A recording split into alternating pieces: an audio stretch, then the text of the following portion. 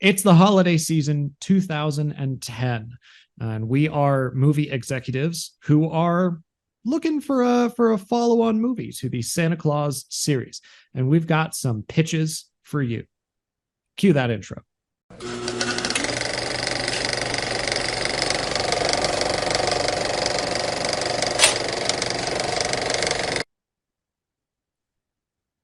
Hey everyone, welcome to the Mirror Movie Universe podcast. My name is Dan. I'm one half of the hosts of this show. Think of me as the Neil to my brother Nate's Scott Calvin. Say hi, Nate. Ah, how fitting because I'm wearing the Santa hat. I'm Scott Calvin. Hello, everyone. I'm Scott Calvin. How are you? So, like we said, we are here to pitch the Santa Claus 4, the follow-up movie to the trilogy of Santa Claus movies starring Tim Allen in or about the year 2010. We'll say that Tim Allen was like, hey, I want to buy a private island. I'll make the Santa Claus 4 or something like that. And so we're going to make one. Nate, usually I get to go first, but we're flipping it up for this series. So I hear you have a movie for me. Yes, sir, I do. I don't have a title for it. It's just Santa Claus 4, but Santa Claus 2 didn't really have a name, so we'll go with that. We're just gonna say we're gonna call it Santa Claus 4. Okay. I'm going to set this in holiday season 2010, 2011, somewhere around there, because it works with the respective ages. We'll cold open with yet another successful Christmas delivery. Just at the tail end, he's delivering all the toys. We get like a montage of him having fun, get the audience into the spirit and all of that kind of stuff. But everything is super duper automated now. All of the toys are electronic. His sleigh is flying itself. He has to apply very little effort. And the North Pole, when he arrives back, is also very changed. It's very industrial. It's very high-tech Silicon Valley kind of thing, not like the we're making wooden toys kind of stuff that you see in Santa Claus and Santa Claus 2. Santa Claus 3 kind of went on this trajectory of, it's all very high-tech stuff. Santa Claus 4, that's what I'm going to open with. All of it goes off without a hitch. Tim Allen as Scott Callan barely has to try. And we get some exposition dialogue of him and Bernard, who I'm bringing back. And he's talking about how he's got to take a little time off from the North Pole and help his son out because he's graduating high school and going to college. And so we get another year round thing where Charlie is graduating out of high school and going out of college. Tim Allen as Scott Calvin is a little bit out of touch as a father. He hasn't been around, and so he wants to be there for his high school graduation. So he is. His son is going off to art school. He's going to study art because he was doing graffiti in Santa Claus 2, and that's what I'm going with. In the fall, when college starts, or maybe starts in the summer semester, I don't know, it works out a little bit better with the pacing and timing. He has a tough time fitting in an environment of kids who've grown up in normal families. His father is Santa Claus, so he has a very different idea of how the world works. And there's this environment of general cynicism around him. His art professor keeps giving him bad grades throughout his first semester of college and all of this kind of stuff, saying ridiculous things about the things he is making because he's just a person with a very bad heart. Being an art teacher, you can play this off and have him be kind of silly and play things for comedy over the top. I'd cast Weird Al in this part. Weird Al Yankovic as the art teacher who doesn't believe in the kid. He's like, for those of you who are just jumping on with this series, Nate always casts Weird Al in his pitches. Yeah, except for one where when we recorded the episode for the follow-on on another series. I hadn't come up with that gag yet, but Weird Al is always somewhere in the pitch. Weird Al is his bad art professor who's very hard of heart. Charlie starts dating this girl in his class who is a little bit more cynical and all of this kind of stuff, and he's trying to get her into the spirit, and it's not really working, and their relationship starts off in kind of the rocks, but we do a meet cute kind of thing. She's very against the Christmas spirit because I've got the plot point that she was adopted and that her biological parents gave her up at Christmas time or some such thing. Her biological parents agreed to be able to meet her later in her life, but there was a fire at the place where the records are kept, and so she can't meet them. It's very sad. So dark. Well, no, it gets better. So we get a year-round story where Scott Calvin is trying to make his son's life easier. He's making magic happen, trying to improve the relationship of his son and his new girlfriend. He gives his son stuff. He's like, "You're going off to college," and then a car magically appears or something like that. And we get the relationship message that I tried to pull off in my fix for Santa Claus 2, where there's, the magic doesn't really work. He's got to fix it himself. The son doesn't really buy in. And we get, this kind of builds up to a major conflict around Thanksgiving when they're all home, and Lucy and Neil and everybody in the family is there. And Charlie has brought his new girlfriend to Thanksgiving. And Scott Calvin, tries to give her a bunch of stuff. He's like, "Oh, look at all this magic that I can make happen and stuff." And Charlie gets really mad at him. They have a shouting match at Thanksgiving. They're both at their lowest point in the relationship. This is like the end of the second act, if you will. They end up reconciling in between that and Christmas. They end up reconciling not by giving like presents or whatever, because that's something I didn't like about Santa Claus 2. He basically buys the affection of all of those teachers by giving them stuff. It's stuff from their childhood, but it's still stuff. But he helps his son be like generous in other ways, right? So we get to Christmas time, and the son finds out that like his mean art professor, he got his roots in like really simple art that he made as a child, and he like finds a piece of art or like graffiti that he did when he was a teenager, and he like connects with him over that, or he gives him a set of paintbrushes that he had as a kid or something. So we get reconciliation there. The son with Scott Calvin's help makes some headway in finding his girlfriend's biological parents, even though the records were destroyed, and he starts helping her find them, and it's really nice. Tim Allen as Scott Calvin starts tearing down a lot of the automation at the North Pole, and he starts working on simpler things and simpler toys. And there's this whole lesson about taking things for granted.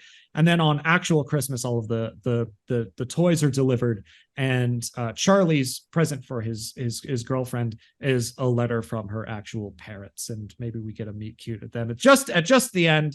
And then Charlie gets the girl, and Santa Claus goes off and does a ho ho ho and flies across the moon or something. I don't know. But credits roll.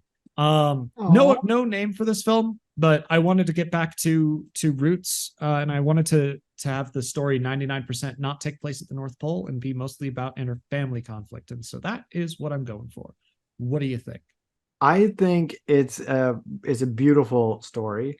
Mm. I also have Charlie in college in mind, so we'll talk about that shortly. Do you have a casting for his girlfriend? Not really, no. I don't know if this is 2010, 2011 time frame.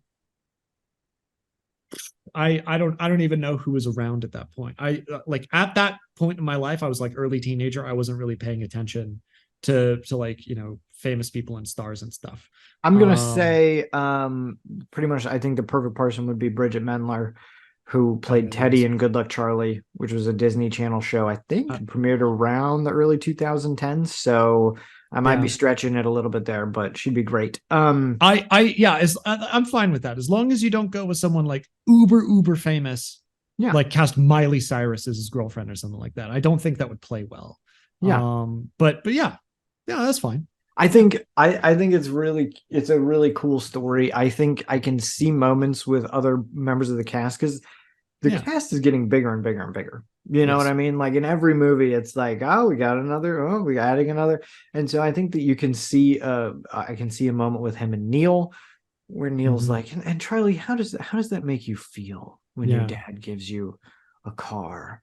Look inside yourself. I could see that kind of a moment. I could see Laura have a moment with him, his mom have a moment. I could see Mrs. Claus have a moment and be like, he's trying, but he doesn't really know, I think that makes a lot of sense. I think that works really well. Yeah. I think you could bring Alan Arkin's character back too. Be like, who gives a damn if he's around? You got a car.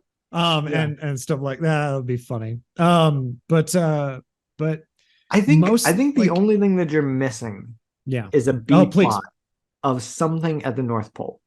I don't care. Some I conflict with the specifically didn't elves, include that. or I know you didn't do anything with it, but I'm telling something. Yeah, something to bring it back to the North Pole every once in a while. Well, I've got the thing about like it's all very easy at the beginning, and at the end he realizes that he shouldn't take the magic for granted, and so he you know Yeah, he takes it back to its roots. You can through line that and have something go wrong with that at the North Pole, like the and the like elves don't need to work anymore, and so yeah, they're just like, "What are we doing now?" And Bernard's trying to keep them in line and yelling at him and sure. being really mean, which I know a lot of people would like. And yeah, God. No, you could play that. You could play that for like a serious antagonistic role, or you could play that for comedy. Like, what do elves do when they have nothing to build or work on, or something like that? And so you've yeah. got them engaging in various like team sports and doing silly stuff and whatever. Yeah, I think that would be fun. You can play a lot of the gags that have played in other movies like Elf, about this and what they do in their off time. I think that would be funny. So yeah, you could B plot it. I chose to strip everything down. Like, all of the structure of revolves around like the very nuclear family.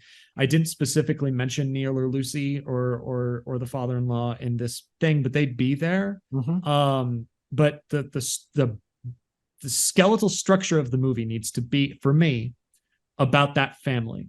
Yeah, Um, yeah. but I could be plotted if you're so inclined. Yeah, yeah. That's my pitch.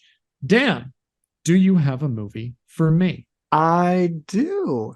Mine also very much revolves around Charlie going off to college, which just makes a lot of sense for that character. Mm-hmm. So I think that we could call our movies the same thing, which Yeah. is Santa Claus 4, The Dependent Clause. Okay. Okay, very good. A Continue. little play on words. Dependent clause is like, what English teachers who teach like sixth grade would talk about in the structure of a sentence. And it's also Yeah. showing about his dependence. That's, the tax term for his kids. Mm-hmm.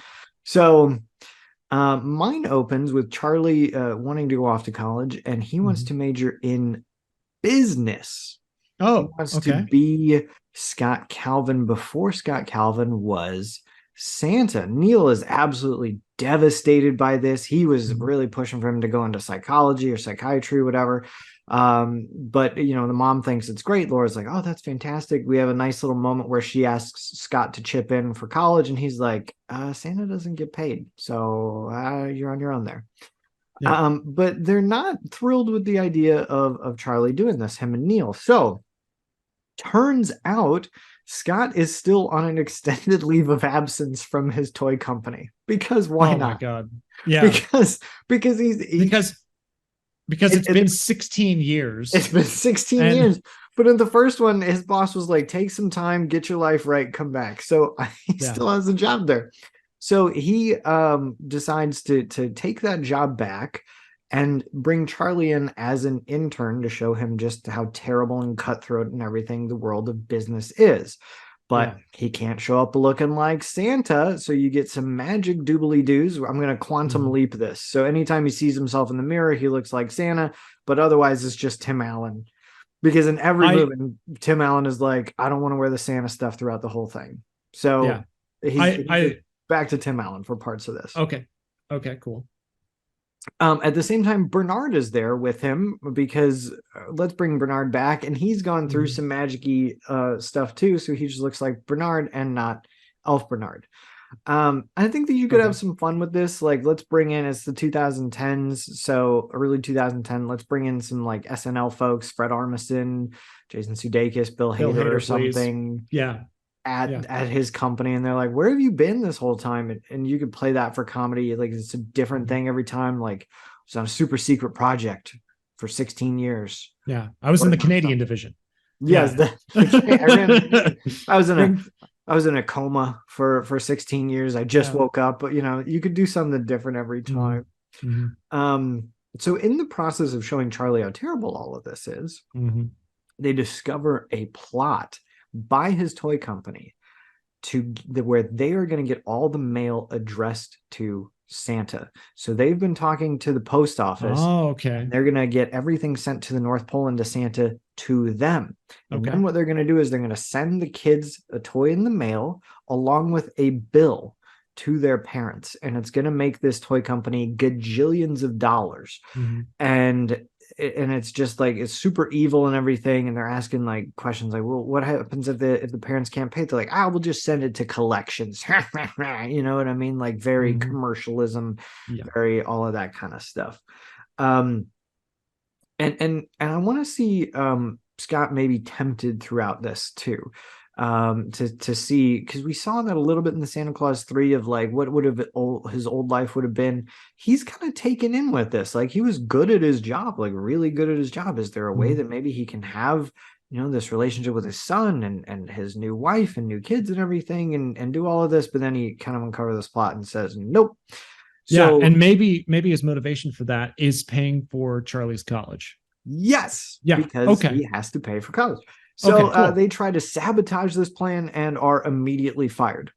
Back at the North Pole, we have a B plot going on. So he had a kid at the end of the last movie who is now a toddler. Maybe he has two toddlers that are all running around and destroying things. And Curtis is all mad. Mrs. Claus is chasing after the kids.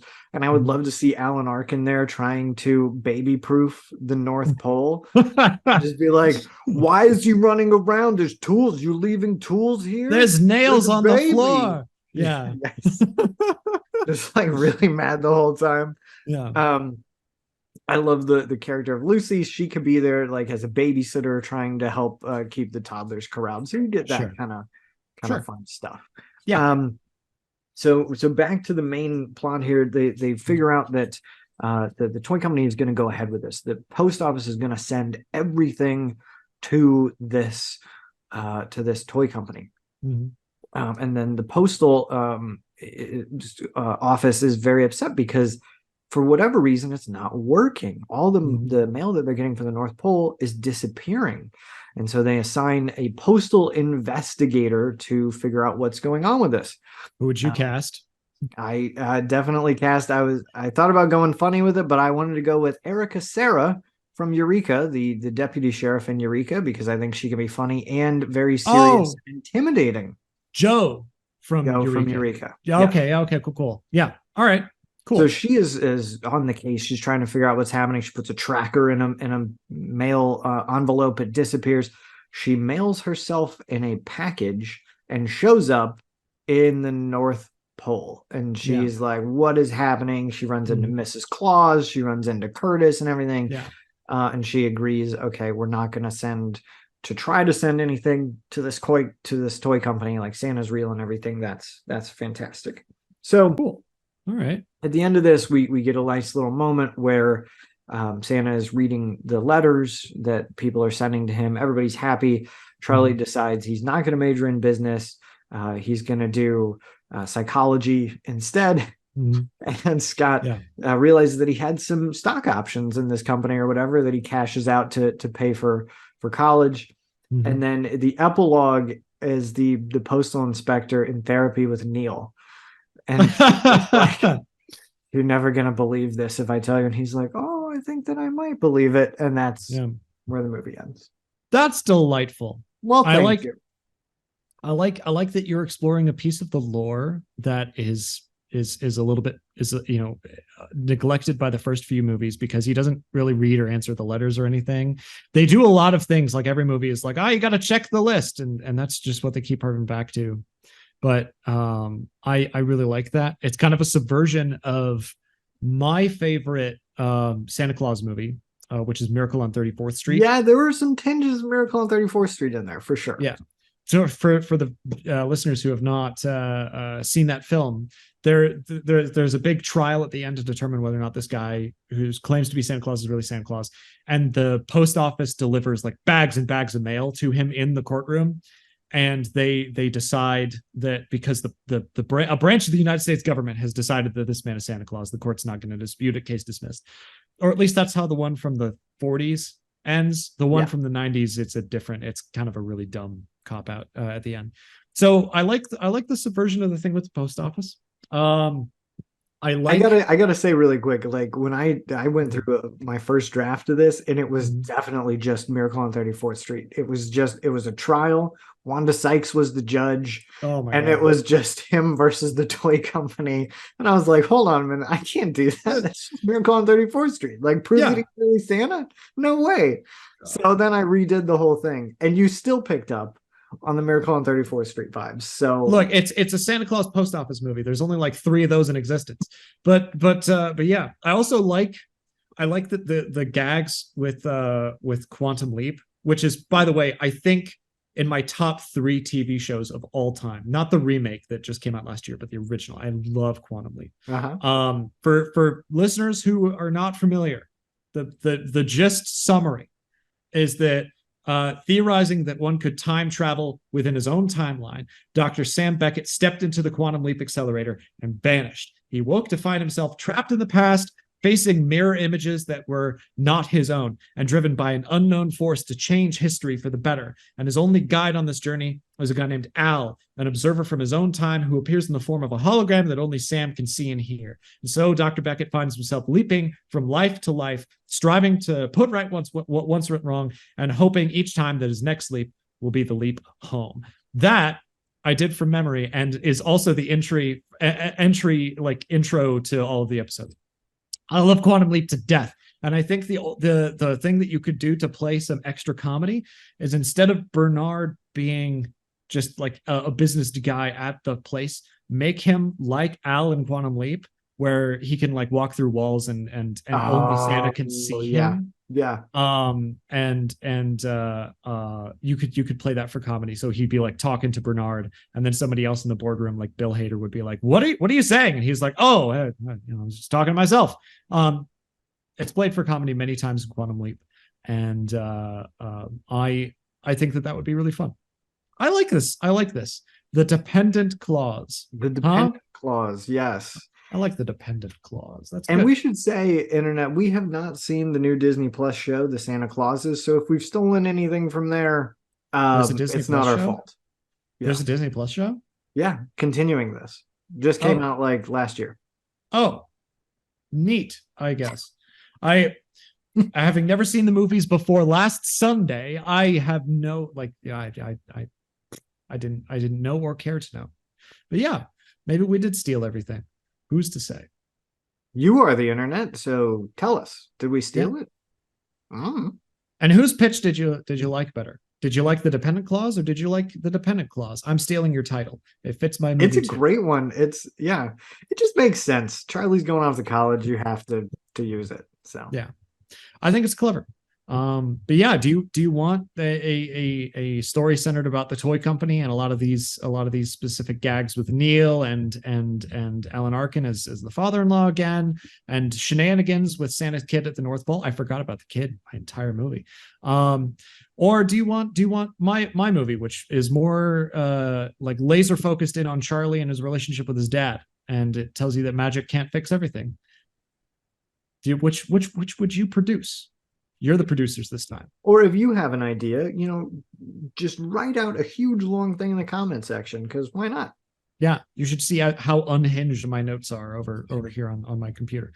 But yeah, in the meantime, Merry Christmas and Happy Holidays, everybody. This will probably air after Christmas. I don't know. Yeah, like, subscribe, comment, all that bullcrap, like usual. But yeah. Thanks, everybody. Have a great rest of your day. See ya.